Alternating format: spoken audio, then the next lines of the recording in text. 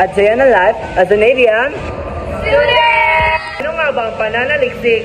Ano nga ba?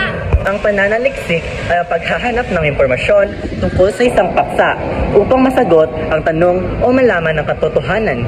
Ginagamit ito sa pamagitan ng pagtanong, pagbabasa, at pag-obserba, at pagsusuri. Ano nga ba ang responsibilidad at tungkulin ng isang mananaliksik?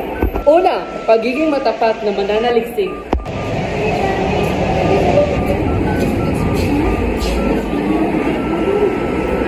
Hindi pwede. Dapat gumawa ka ng sarili mong research. Hindi na, ang sarili ko eh. Wala naman nakakaabi. Agent, dapat maging matapat ka sa research mo. Pangalawa, pagbibigay ng citation.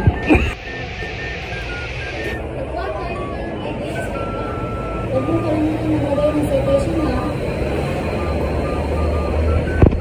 Pangatlo, pagbibigay ng kaalaman. Paano nakakaapekto ang social media sa panahon ngayon? Paano na? Nakaka-apekto ang social media sa buhay ng tao dahil mas pinadali nito ang komunikasyon, pagkuha ng impormasyon at pagnenegosyo.